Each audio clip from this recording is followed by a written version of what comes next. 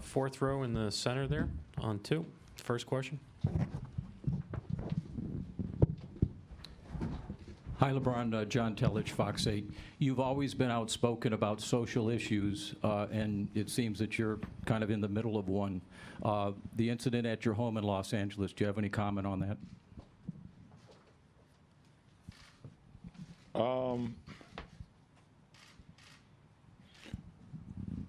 I mean, as I sit here on the eve of, excuse me, on the eve of one of the greatest sporting events that we have in sports, you know, race and what's going on comes again, and on my behalf and my family's behalf. But I mean, I look at it as this. I mean, if this is to shed a light and continue to keep the conversation going on my behalf, then I'm okay with it. You know, my family is safe. At the end of the day, they're safe, and that's the most important. But it just goes to show that that racism will always be a part of the world, a part of America. And you know, hate, you know, in America, especially for African American, is living every day.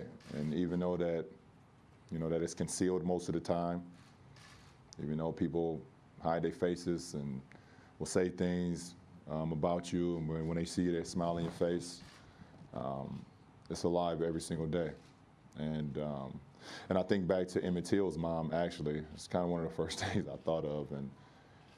And the reason that she had an open casket is because she wanted to show the world what her son went through as far as a hate crime and, you know, being black in America. So it's like, it doesn't, no matter how much money you have, no matter how famous you are, no matter how many people admire you, you know, being black in America is, it's tough, and we got a long way to go, you know, for us as a society and for us as African Americans until we feel equal in America. And you know, but my family is safe, and you know, that's what's important. Same row on the aisle here. LeBron, Tony Zarella, Cleveland 19. That's such a strong statement from you, and now we turn it to basketball when you're talking about real life issues. How do you know, move on to that, looking ahead to tomorrow night, knowing that this took place? Well, I mean, at the end of the day, I'll be focused tomorrow on our game plan and focus on these games. But I also know I mean, I'm at a point in my life where my priorities is in place, and basketball comes second to my family. It actually comes, you know, after me continuing to be a role model to the youth, and what I do as far as with my foundation. It won't take no. I will be as focused as I can be on the job at hand tomorrow. But it always, you know, this is a situation where, you know, it just puts me back in place of what's actually more important, and basketball is not the most important thing in my life. Next question in the back. Robert Littell, Black Sports Online. At this point, LeBron, going to so many finals, I'm sure you've heard almost every type of question, answered every type of question. Do you mind telling us a story or an experience from your finals experience that maybe we haven't heard before? I can't even sit here and to even think about it. Yeah, I'm in a position where I'm just blessed, and I'm honored to be a part of. You know, we have All-Star Weekend and we have the finals. These are What's your relationship with Kevin Durant like? I know you guys spent time together in the offseason. You played on national teams. And, like, I know in 2011, didn't he come out to Akron to come train with you a little bit? Do you have that relationship still, or is it healthy competitive? Our relationship was very good. Our relationship consists of, if someone needed something, we can always reach out to one another. And, you know, if not, then it doesn't take away from it. We've always had a mutual respect of one another, being competitors. I've always wanted to, obviously because I was in the NBA before him, and when he came in and I watched him and things of that nature, even before he came in, I always gave him, just a, if he needed anything to bounce off or someone to bounce something off, he can always use me because I had experience being drafted to a franchise that now they're expecting you to be the franchise player. So with him going to Seattle, he always could use me and things of that nature. And so all over the course of the years throughout his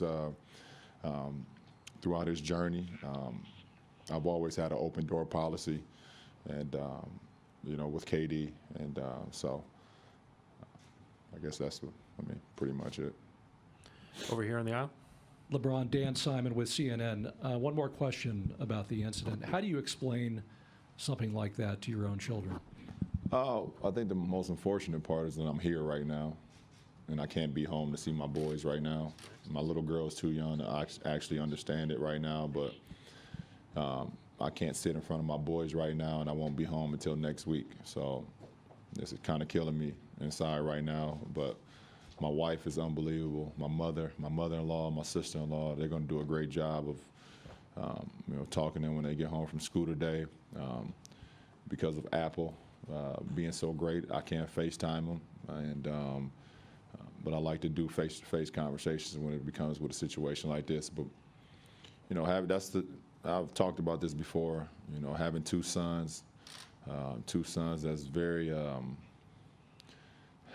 They have great minds. They're very open to life and love life and things of that nature. So for me to be able just to try to give them the blueprint as much as I can on what life has to offer, but at the end of the day, they're going to have to walk their own path. And hopefully I give them enough life skills throughout their journey where when they're ready to fly, they can fly on their own.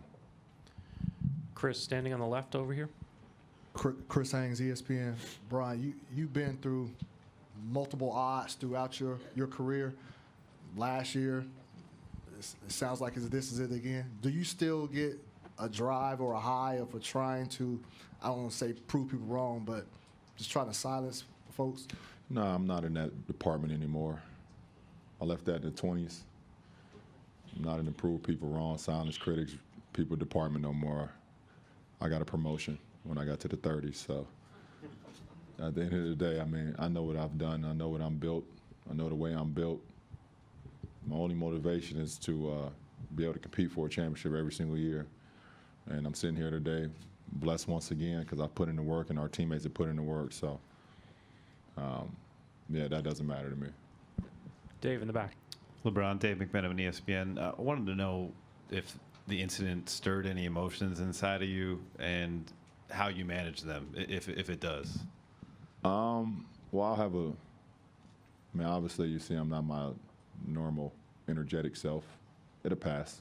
That's fine. I'm figuring it out. I'm thinking about my kids a lot. Obviously, I'm not in front of them. So, but my wife, I talked to my wife, and she was she's the Energizer bunny of the family. So, and she said everything is fine. So that helps me out a lot. But, time heals all. And at the end of the day, like I said, if this incident that happened to me and my family today can keep the conversation going and can shed light on us trying to figure out a way to keep progressing and not regressing, then I'm not against it happening to us again. It's as long as my family's safe, Dave. LeBron, Greg Logan of New York Newsday. You do seem very aware, though, of your historical perspective in the game. 7 straight finals with 2 different teams and now part of this trilogy. Do you see each step of this, and this one in particular, as another brick in building your own personal legacy in the game? Well, I think I never really talk about my legacy. I kind of just live in the moment, and if I'm able to accomplish something, then it kind of adds to it on its own. So in this instance, I've seen some of the stats and some of the history and things of that nature, and I'm the first person to go to the final 7 straight times since I think Bill Russell and those guys back in the 50s, I believe, or 60s, and And I think I was the first guy to take a franchise, 2 different franchises to the finals 4 times. So, you know, at the end of the day, I want to be able to, once I hang it up and not play this game anymore, that people can look at what I was able to accomplish, win, lose, or draw, and say that he made a difference. And, you know, so that's what I'm here for.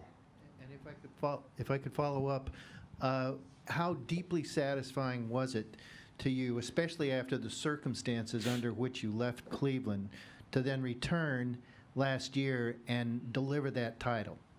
Well, it was a goal of mine, and satisfying is I don't like to be satisfied too much because then you become complacent. But it was a reward because when you set out a goal and you're able to achieve that reward or achieve that goal, like all of us, then it's rewarding and you feel good about it. But I'm not a complacent person. You know, after we was able to accomplish that last year and we celebrated for a few days, I got right back to work, you know, mentally and physically, get my body ready because I wanted to be able to put myself and put our teammates and put our franchise in a position where we had an opportunity to do it again. Thank you, LeBron. Thank you. This concludes